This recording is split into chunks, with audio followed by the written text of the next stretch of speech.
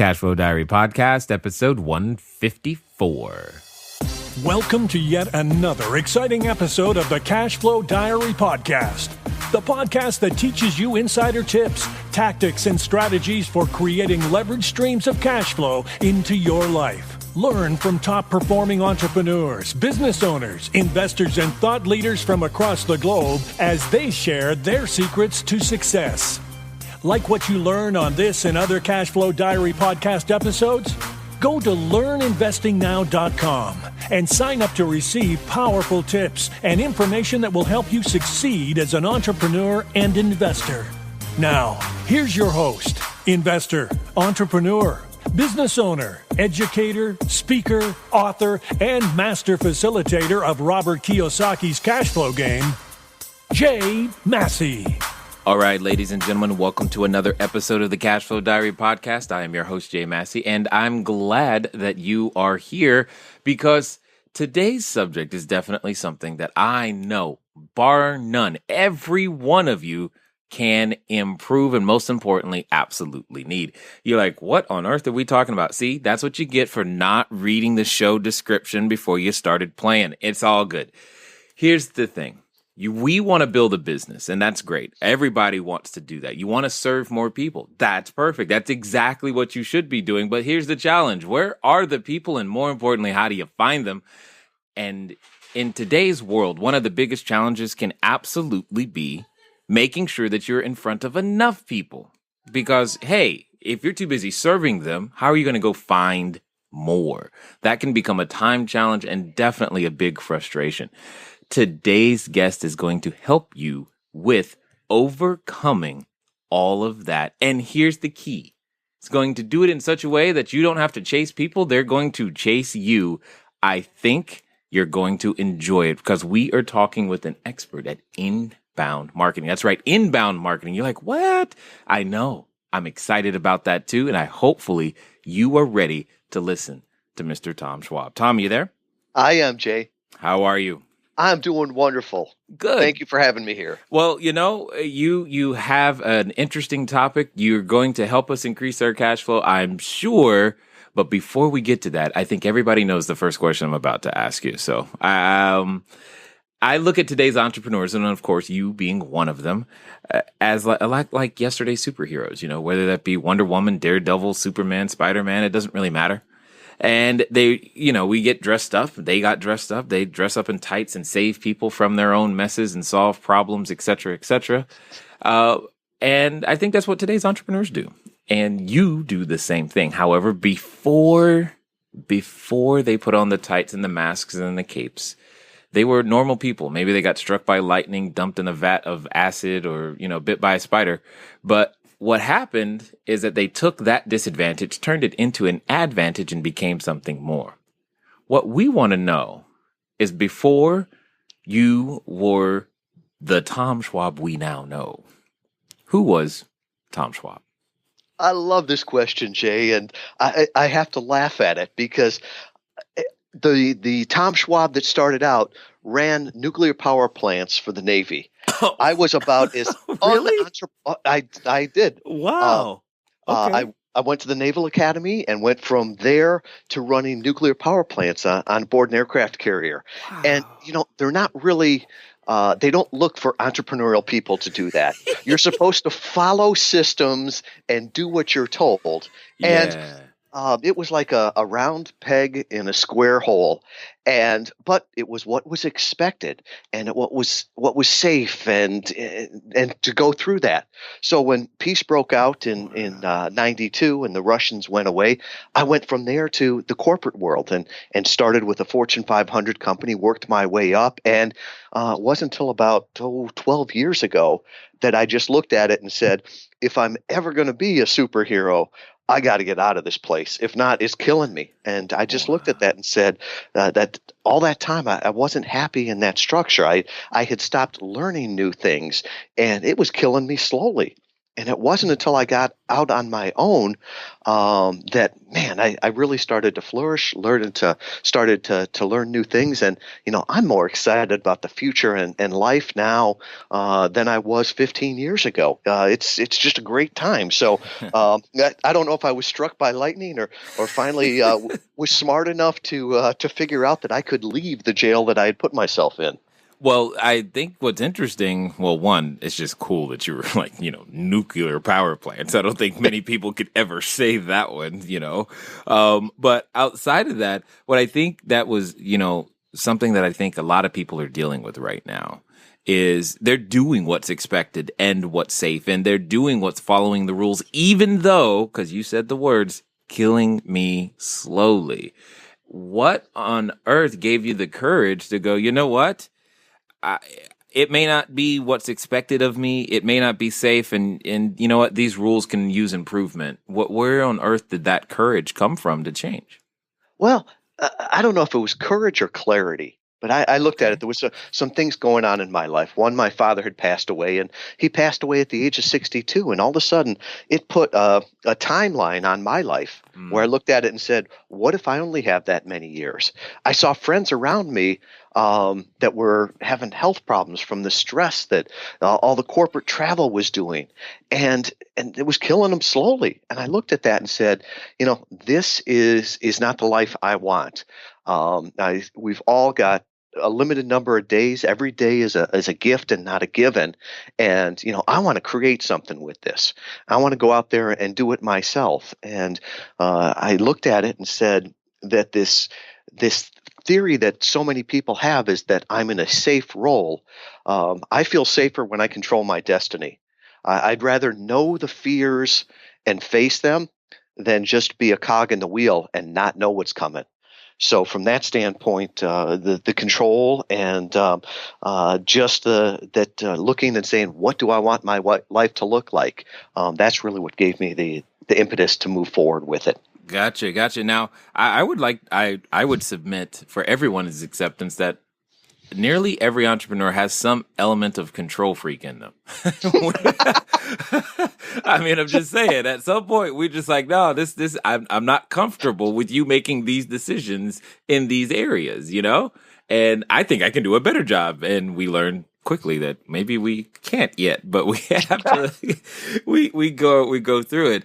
But what I like, you were able to say that this is not the life I wanted.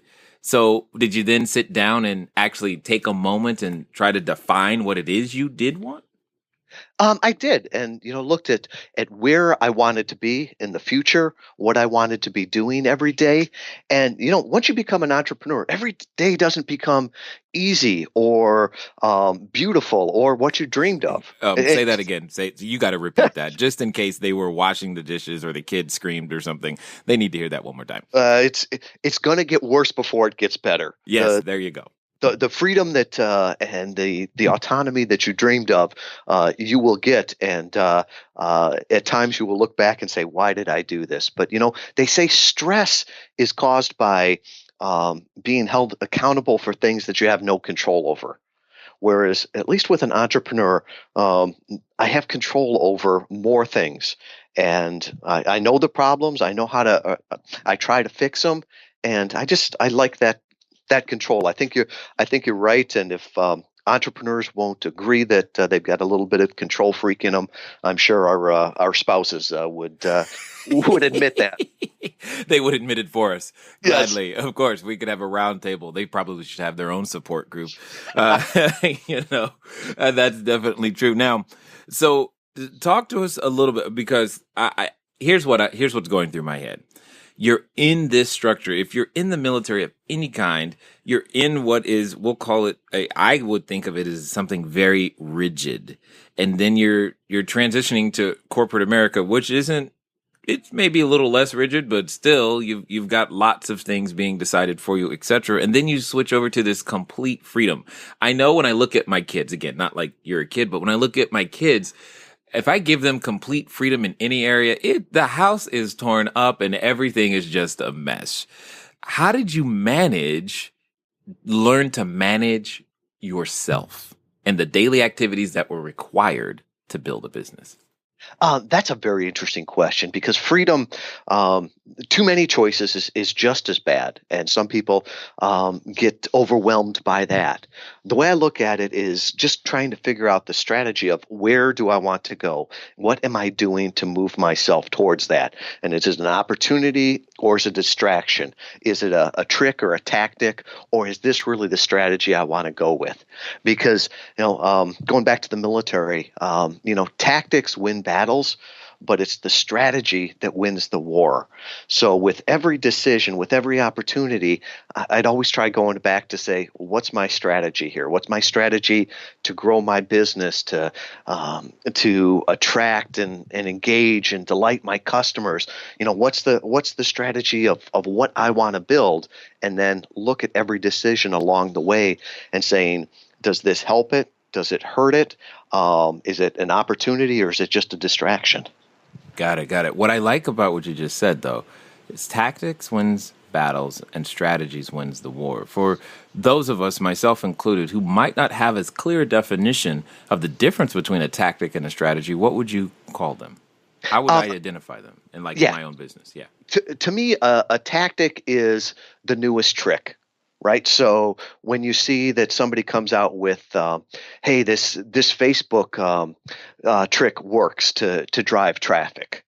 It may, but it's going to work for a short time because sooner or later, everybody's going to figure out that trick or that tactic and it's not going to work. The better way is to look at the strategy and say, from your business, okay, how do I want to engage with my customers? Who's my ideal customer? How do I nurture the customers that I already have to keep them with a higher lifetime value, or to keep those customers as opposed to having to go out and find all new ones? And looking at it from that standpoint, the 30,000-foot view, as opposed to should I use this tool or that tool?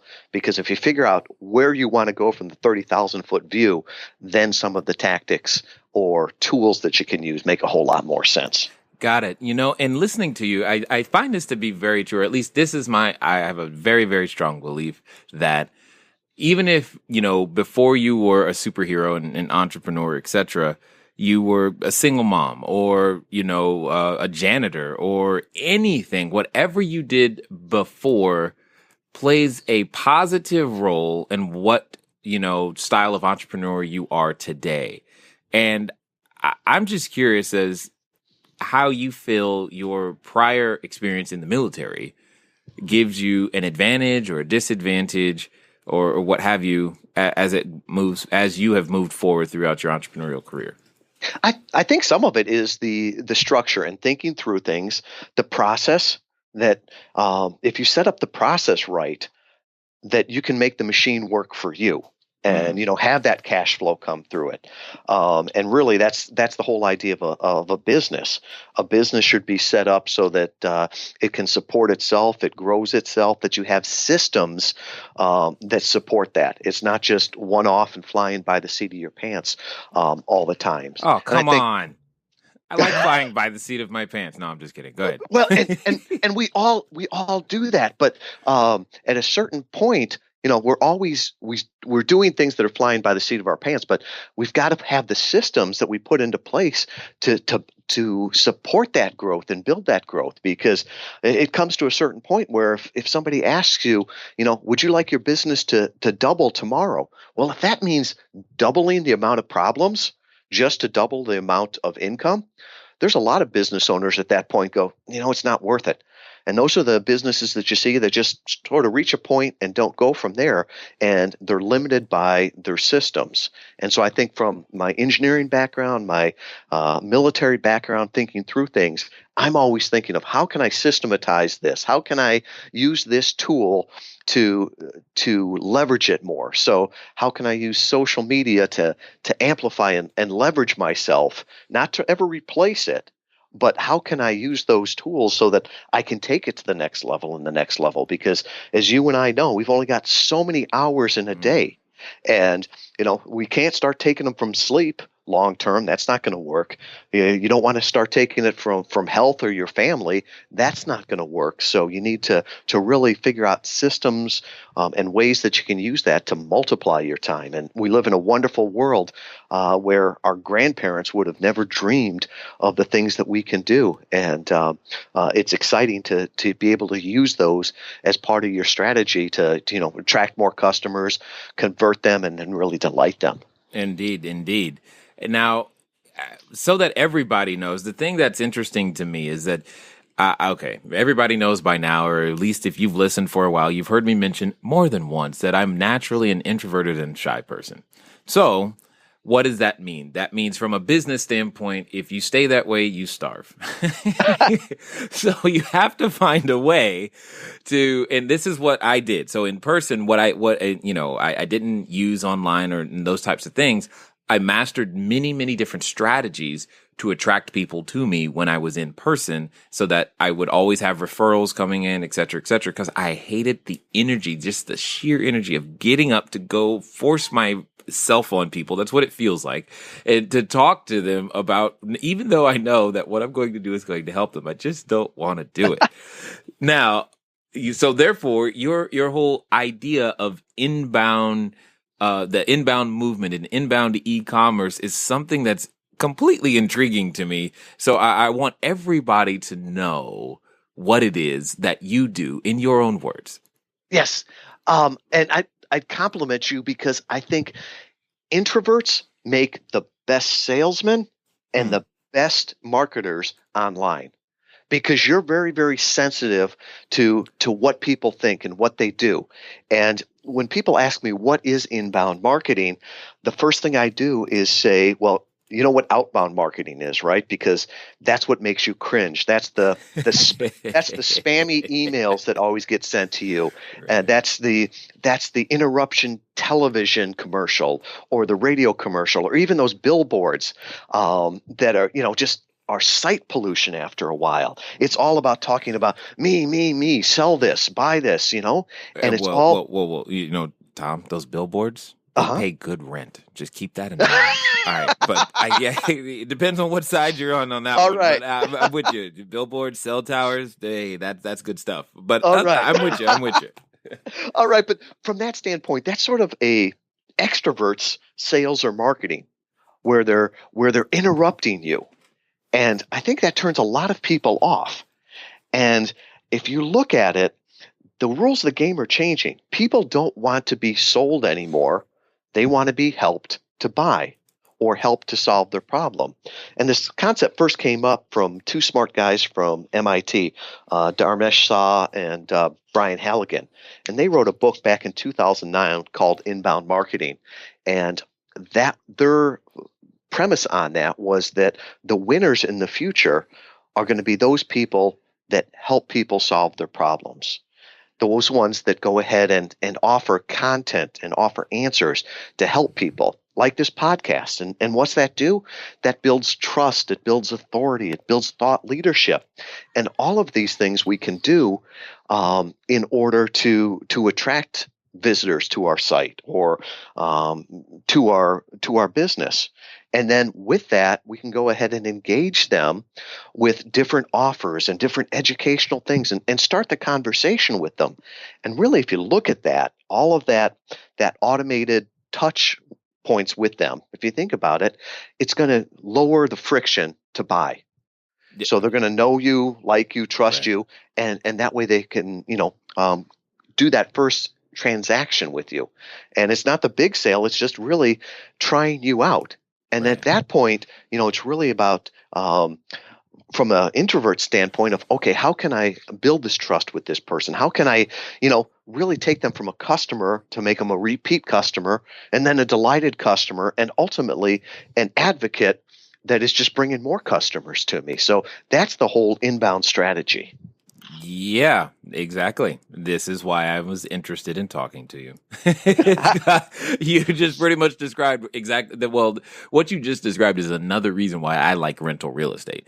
I buy the building, I do the work once, I attract the tenants, and if I treat those tenants right, what happens is when they're ready to move or upgrade or whatever, their friend wants to stay there and they'll refer them, and it makes it easy, and it lowers marketing expense and cost and all these other things. But I've got to play devil's advocate with you just for a second, because there's this thing in me that feels like when I'm just sitting around waiting for something to happen, I want to go cause something to happen. So how does one reconcile their desire to cause something to happen, but still create, this inbound effect that you're referring to? Well, really, it's the action. Most entrepreneurs want to take action on something. I don't want to be passive and wait for things. Right. And inbound is not a passive thing. It's actively going out there looking for people to help. So if you see somebody on a forum that asks a question, well, you go ahead and answer their question. But at the same time, you think, wow, that would be a great podcast episode. That'd be a great blog. That would be a great video that I could record in my car and put up there, because with 7 billion people in the world, if one person has a question, there's probably another 5 that are searching for the same thing tomorrow. Right. So you can go ahead and do that with them. And really, it's a tactic. I don't like that word, but it's a tactic where you're continually adding this stuff, and it's evergreen. So when you put out a podcast here, you're helping the people this week that listen to it, but there's going to be people next week and next month and next year that will find that. And so where if you buy I'm not going to use a billboard because that's a really, really bad example here. If you bought a radio announcement, they're gonna hear it once, see it once, and then it's gone. It's a spend. It's not an investment. Right. Whereas if you put out a guide like the buyer's guide to rental property in Southern California or Orange County, right, there'd be people that would find that and they would download that, the questions to ask, the best schools, all the rest of that. And now you've just built trust with that. You've built authority, and they probably downloaded it and gave you their email. So you can start to go ahead and nurture them and not hard sell them, not an extroverted way, but really, how can I help these people? Because, Zig Ziglar said, if you help enough people reach their dreams, you'll reach your dreams. And I believe that, and I think the amazing part is that the tools of the internet allow us to do that much faster and help many more people. I know it's been something that's been amazing to me. I mean, many people know that I call us recently new online because, for the first 6 years or so of business, I had no website, no database, nothing. We just did real estate. And then we decided, hey, I bet you there's somebody online who might actually want to know this stuff. So I've just been learning how, there's a learning curve, but at the same time, it's just been amazing to attract individuals to us by producing, as you said, this podcast. And we're launching right now. In fact, by the time most of you hear this, it'll already be live on our YouTube channel, where we're beginning to produce 3 additional videos a week answering questions that we find that people are typing in search engines for that are real estate related. Those most frequently asked questions, and we're just posting them to the YouTube channel. Kind of curious to see what's going to happen there. I don't really know, but it fits my personality well. It's like, cool, they're searching for it. That means they need an answer. I can go provide it and make that happen. Talk to me a little bit, though. How did you take Goodbye Crutches from, I'll say, 0 to hero using this particular strategy? First, let people know what Goodbye Crutches is, and then that way they understand that. But also, I'm curious to know how to grow a business using this strategy. Right. Well, for us, Goodbye Crutches was a small sideline business. My first entrepreneurial adventure was a distributor for a medical device company, selling artificial knees, hips, shoulders, that sort of things. And with that, we had doctors asking us, hey, find a way for our patients to stay off their healing foot. So with that, we had a little side business, and a patient helped us actually name it Goodbye Crutches. Just as Michigan was starting to lead the country into the Great Recession, the manufacturers wanted to buy back the distributorships for the implants. So we went ahead and sold that back and said, hey, can we take this sideline business and expand it? And so with that, the power of the internet and e-commerce, we looked at that. And I got to say, for the first year, we were very successful growing sales, but not growing a business. We were using a lot of tactics. So from the standpoint of, pay-per-click. And if you talk about, I want immediate results on something, boy, there's no better drug than pay-per-click. Okay. You spend a little bit of money and you get the immediate traffic. And if you do it right, you get sales out of it too. But I looked at that, and that's not cash flow. That's a cash infusion. And from that standpoint, is every day, it's like a drug. Every day you take a little bit and you get a rush out of it. You get the sales out of it. But to grow your business, now you've got to take a little bit more each day. And pay-per-click is getting more and more expensive for a couple of reasons. One, more and more people are getting in and using it. But then the other thing is that fewer and fewer customers will actually click on those ads. So with that, I looked at it and said, I'm not building a business here. I'm just chasing a transaction.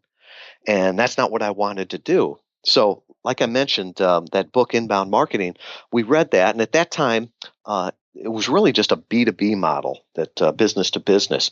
Nobody was trying it for e-commerce. So we started to hack it together. And really, if anybody had a question, we would go ahead and make a blog out of it and answer it. And I was amazed how much traffic that got and how many links it got back to our site and how many people would start to email us and engage us on that. So with that, we were able to use that and really build a system around that and start to use some better tools on it so that we had really a marketing machine there. So that we were. So hold on. If I'm hearing you correctly, basically, you don't want us to be a drug addict, i.e., PPC. I get that. I get that. I'm learning about PPC. We started about 100 days ago. I get some of what you're saying there, but this sounds more, at least in the vernacular or little terms that I understand, it sounds more like an organic strategy where you're search engine marketing or something of that nature. Am I close? Or, help me understand. What am I missing? Are you tired of letting good cash flow generating ideas go to waste? Go to CashFlowDiary.com/ready to apply for a complimentary, yes, that means free, one-on-one breakthrough session. Take action now. Go to CashFlowDiary.com/ready. Again, that's CashFlowDiary.com/ready. Before we get back to today's episode of the Cashflow Diary podcast, your host, Jay Massey, has some important insights to share with you. All right, ladies and gentlemen, welcome. I'm glad that you guys are having some fun on this particular episode because we're taking many different ways of coming at this cash flow game, right? I'm sure you know that. Here's the thing. You've got to have unique and different ways to market yourself and find the profitable pieces of your business and be open to the fact that there could be pieces to your business that you hadn't originally intended on becoming the thing to become the thing. Hopefully you've seen that or heard that specifically, that's the word, in this particular episode as well. And just learning new techniques. You've got to be able to master new things. And I know it can seem overwhelming. Trust me, it's been that way. It feels that way at times for myself, but take it one bite at a time, one episode at a time. And remember, we're still doing we need the reviews, the written reviews on the show, and you can be entered to win as well of one of the cash flow games because we're trying to get to 100 reviews by July 4th. Just another reminder, I'm not going to stop. Just go over there, do the review. That way, if we get to 100, then you can make it. And then maybe we can make these announcement stops. I know you want to hear that. Anyway, let me get you back to Tom. Exactly. And that's where the traffic is going to come from. It's going to come from organic traffic. And organic traffic means that when you put a question into Google, and the questions now are getting longer and longer, the first 2 or 3 positions that pop up there are always ads.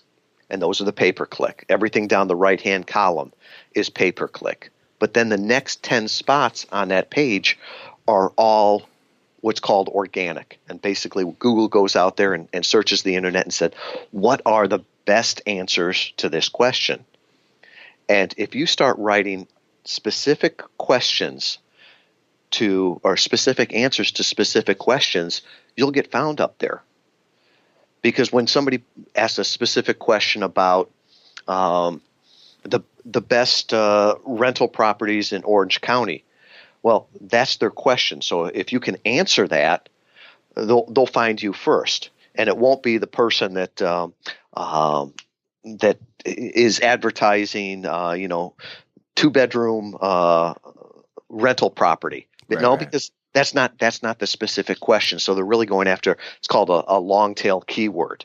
And so you start matching those. And more people are now asking questions on the internet.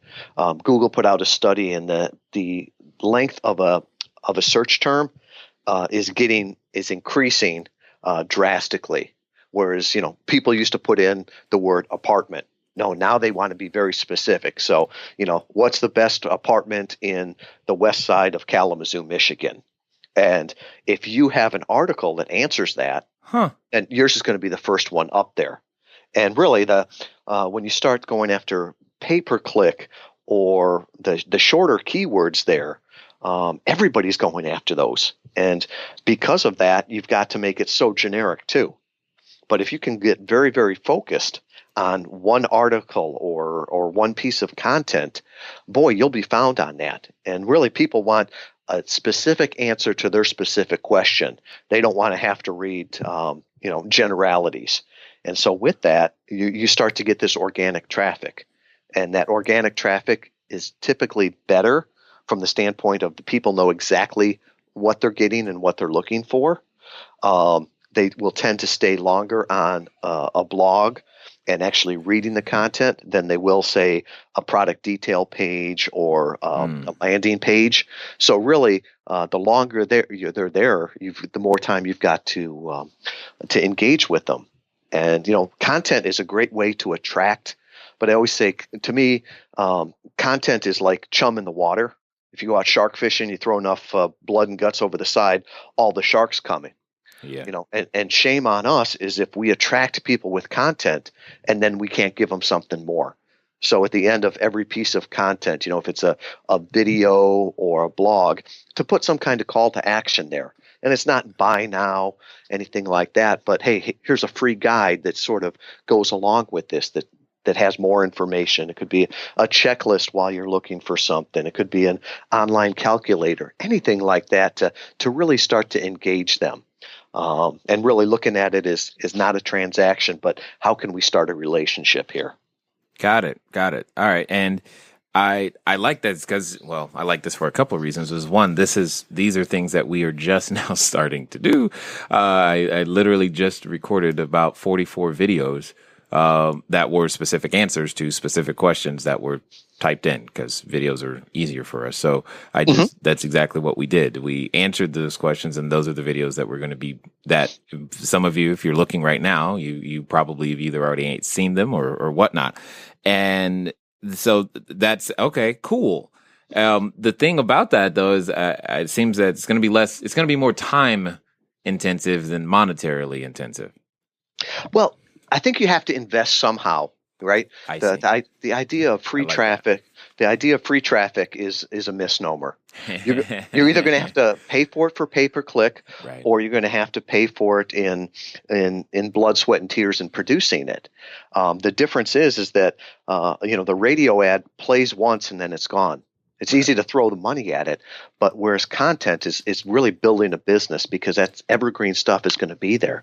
And one of the great things that content can be used in different ways. So that same video that you just recorded there, well, heck, you could take that and transcribe that the audio on that and make a blog post out of it. You could go to a site like rev.com and they'll transcribe that for $1. That?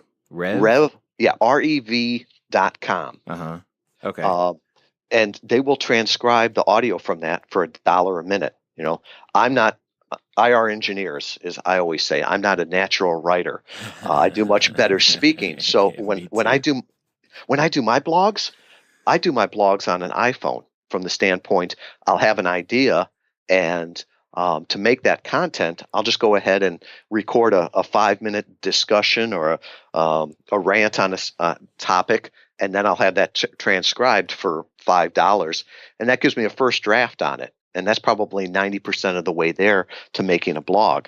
But in the same way, you want to make sure that you're giving people content in the way they like it. So people always say, well, should I be on Pinterest? Well, if your audience, if your ideal buyer persona is on Pinterest, yeah, you should be there. Right. If you've got people that like videos, give them videos. If you got people that like audio, give them podcasts. If you got people that really want the blogs, go ahead and transcribe that, make it into a blog. And some of the most amazing things on organic traffic, Jay, is when you start to go and I put in a question, and number 1 and number 2 of those pay-per-click ads, but number 1 through 4 then are the same piece of content that you put out. And the first one is a video. The second one is the podcast. The third one's the blog. And the fourth one's a slide share. And it's all the same raw content. You just put it in different ways. And different people want to see it in different ways. And, shame on us as entrepreneurs and business owners if we don't make it easy for our customers to connect with us. Well, what's interesting about what you're saying, well, first of all, it resonates with me totally. Love every bit of it. Because that's part of the reason Cashflow Diary started, as everyone knows, is to document the stuff that was in my head so that my kids could have something to follow, et cetera, et cetera. And by answering these questions, that's the very thing that, our customer, it's clear. You don't have to guess. It's like, hey, this is what they want to know. Well, I can answer that. We spend so much time trying to create a product or a service going, what do they want? Well, they just told us. Let's just answer that question and kind of move from there. So, but I guess my question becomes is, if you're going to do all this, what is your favorite way to, say someone has an existing customer base and they haven't done this? What's the favorite way to figure out what, in your opinion, what's going to help them be able to turn those transactions into relationships? Mm-hmm. I would say a couple things. One is that everything online, the customers tell us what they like. So look at the analytics, not for vanity metrics, but to see what the experts are telling you. And the experts in a business is not the business owner. It's not the consultant. The only expert in a business is the person that votes with dollars. Right. So your friends will tell you what they think, but it doesn't matter unless they're buying the product. So to look at that and the feedback they're giving you in those. The other thing is when people start talking about, well, what content can I use? Well, if you've got customers, you've got content generators right there. And user-generated content is the holy grail of inbound marketing. So those thank you emails or the feedback that you get from people, you can go ahead and take those and turn them very easily into a story, and a story that tells and sells other customers on why they would want to work with you. That picture of a happy customer that they send you. Well, that's a gift. And the worst thing you could ever do with a gift is to ignore it, right? When you put it that way. Keep going. Think about it. If I send you a Christmas gift, I'm okay with if you say, "Oh, thank you, I loved it," or "Thank you, I got it," but I don't take a woman's small in that sweater. Okay, I understand that, but if I just sent you a gift and you just totally ignored it, that would be insulting, and guaranteed I would never send you another gift. And you think about when people share feedback with us as companies, that's a gift. They don't have to do that. That's a gift to us.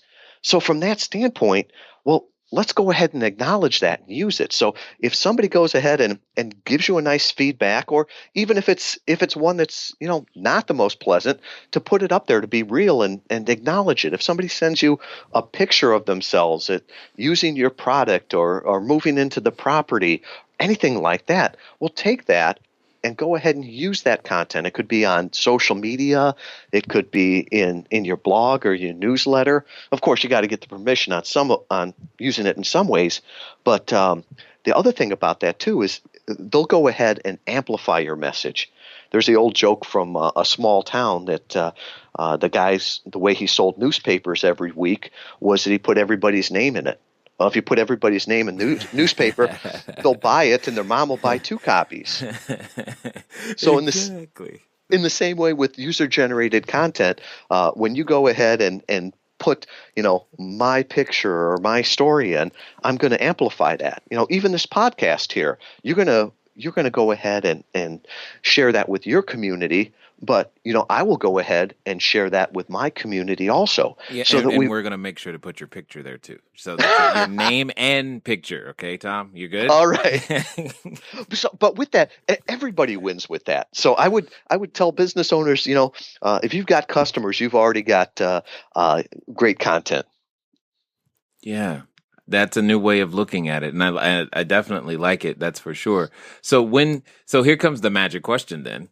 When do I sell something? I mean, it's one thing to serve and answer and be that way. How does one translate or transmute this relationship? When does that happen? Right, and ultimately we're all in e-commerce, right? If you're online and you're selling, it's e-commerce. We're trying to make money off of this, and we make our money from serving people. So as you're with all of your content there, you're trying to solve their problem, not sell your product. But you want to make sure that you can help them solve their product with your product, if that makes sense. So what you always want to do is, move them along. So to help them define their problem, to help them give the options to their problem. And when they're in the decision phase, to offer your product as a solution.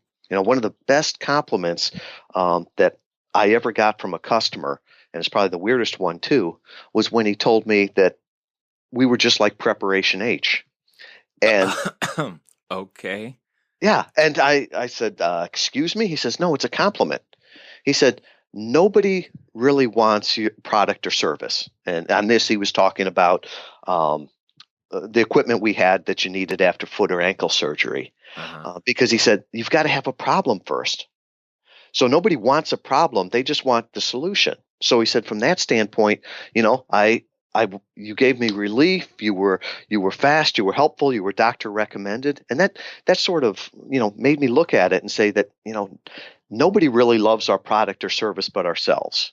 The customers, they just want their problem solved, and I think we've got to focus on solving their problem, not selling our product. And it's a fine line there. But if I can show you how you can solve your product or your problem with my product, then you want to buy. So I'm focused on helping you buy, not trying to sell you something. Yeah, Tom, you kind of burst my bubble there. You're saying they don't love me? I mean, come on. I thought they loved me for me. Well, they love how you can solve their problems. Got it. So it's all about them. That's what you're telling me. Okay. No problem. I can get over it.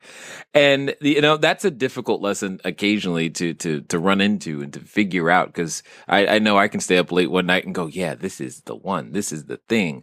And I'm absolutely wrong, because the customer's always right on this one, because that's just the way it comes down to it. So here's a question then for you. With your services, etc., how would you help? Like if someone wanted to start today, maybe they're thinking, it's too late, I can't get in, or what have you. What would you do specifically if you were starting today to get started online or anything, if you were trying to build your cash flow that way? For me, the first step in online business or any business, I think, is to define your ideal buyer persona. And by that, I mean, who is the person that you can delight, that you can help, that you're really going after? The world's got 7 billion people. Not all of them are your customer. What? So, no, because come on. No. there are some people that you will delight and do wonderful for. Sure. And there are other ones that you're never going to really mesh with. And video is great for that too, because some people are really drawn to you from that. Other people don't mesh, and that's fine. you don't need 7 billion customers. You Hey, need to hey. you you need to find the people that you can really identify with, and really, once you look at that and say, okay, who is this person? What are their demographics? And that's all the stuff that a census bureau can tell you. What's their average age? Where do they live? What job title do they have? That's part of it. But the other part is called psychographics, and that's really, the stuff that their best friend or their spouse would know. And I'm not talking creepy NSA stuff here, but really, okay, where did they get their information? What are their fears? What are their hopes? What are their aspirations? Who do they trust? Things like that. And if you have a good picture of who your customer is, boy, it's really easy at that point to come up with content and say, what kinds of questions would they have so I can answer them? Where would I find them on social media? What friction or what concerns could they have that I could address right up front with that? So with that, trying to focus on that person, because you'll be happier serving your ideal buyer, and they'll be happier with it too. And if it turns away some people, that's fine. If you're not set up to service those people, well, there's somebody else that is, and you can do them both a service by just focusing on those people that you really connect with. So for anybody that's starting either an online business or a brick and mortar business, try to figure out who your ideal customer is, that ideal buyer persona, and then focus everything on them. One of the examples I use is, you think of Sears or Montgomery Ward's if you're old enough. And those were stores that tried to appeal to everybody, and sort of they appealed to nobody. And then you flip it around and you've got stores like Abercrombie and Fitch. They do a wonderful job, focusing on a small niche and really connect with them. And I think that going forward, we're not all trying to be the Amazon or the eBay of the world. What we need to do is really start focusing on our tribe, our niche, those group of people. And the first step in any business or any content is figuring out who that person is. Yeah, totally understood. And again, guys, this is absolutely true inside your real estate investing, because you are uniquely created to serve a particular type of customer with your real estate and real estate plays.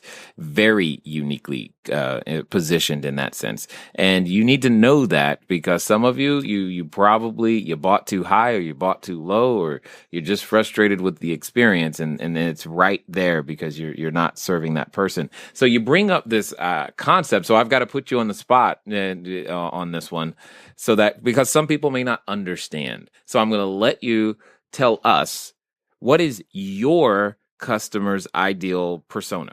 Sure. Let me go to our e-commerce customer from Goodbye Crutches as an example. Sure. That was, that way I can use that example as opposed to our different clients' examples. We've got different ones. We've got, Mary the Motivated Mom, and that's the person that's 30 to 50 years old.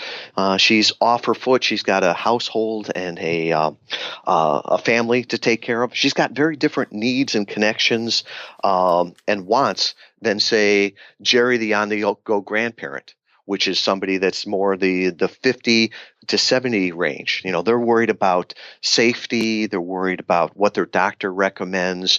They're worried about different things with that. So when you message them, there are different messages, different things that you want to really focus on. We found through our testing that if you take Andy the active athlete, and that's somebody that's 18 to 30 years old, and they probably hurt themselves doing something very fun, very stupid, and very dangerous.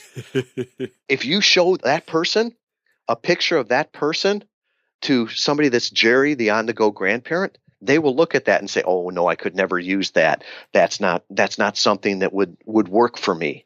The flip side is if you show a picture of a grandparent to somebody that's 25 years old and just hurt themselves snowboarding, they're going to look at that and say, "I wouldn't use that."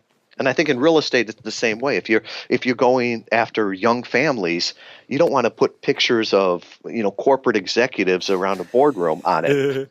I mean, and the flip side too is if you've got, high end executive real estate, Right. Don't put the family with two kids in one car picture in there. It's just, it doesn't connect. So really, you look at it from who am I connecting with, and even within your site, you can do different things and segment those. One of the really shames in the internet is we go ahead and we count the number of unique visitors that we have to our site or in our list, but then we treat them all the same way.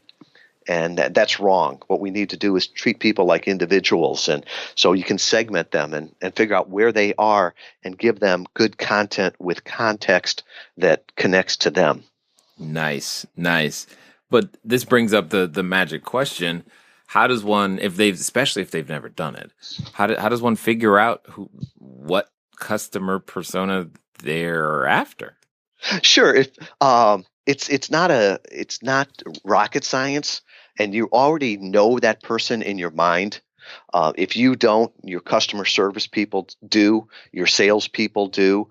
You could probably talk to some of your best customers right now and get a sense from them.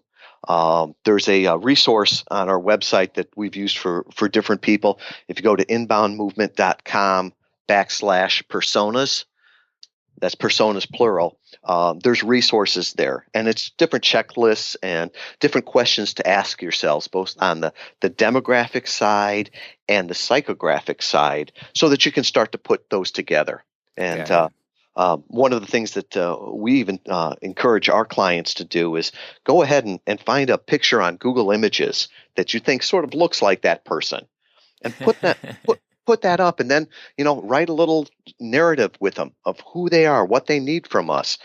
We've got e-commerce customers that have done that and actually made posters of these people and put it up in their office. So when all of a sudden somebody calls up, or they're have a new potential customer, they can say, "Oh yeah, that's Mary the Motivated Mom," or that's first time Tom home buyer. Things like that, so that they can figure out who they are really quickly and figure out what message they need to give them.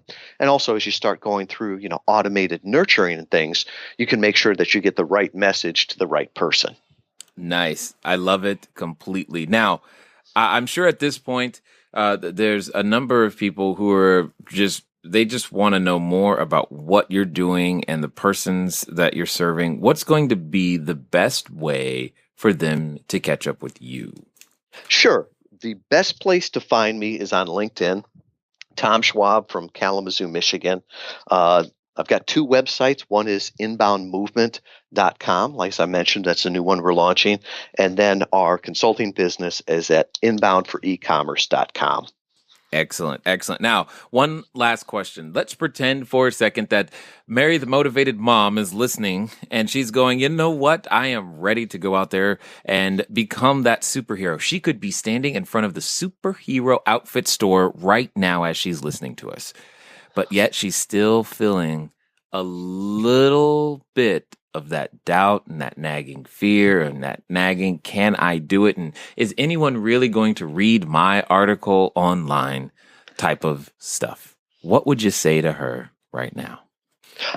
I would say to her that the best way to find out is to take action, and that you're not going to learn anything from your customers without putting out and taking action. I guarantee that first piece of content, the first blog, the first podcast, the first video will be the worst one you ever put out. Oh yeah. But they'll all get better. And with that, you can learn from other people. And Jay, we didn't talk about this before, but I got the idea as we were going through here. If anybody wants to learn more about inbound marketing, I've done a presentation before, and I'd be thrilled to do it for your audience. They just go to inboundmovement.com/CashFlowDiary. We'll do a webinar there, and we'll record it. If you can't make it, just sign up for it. And it's the webinar is called Inbound in an Hour.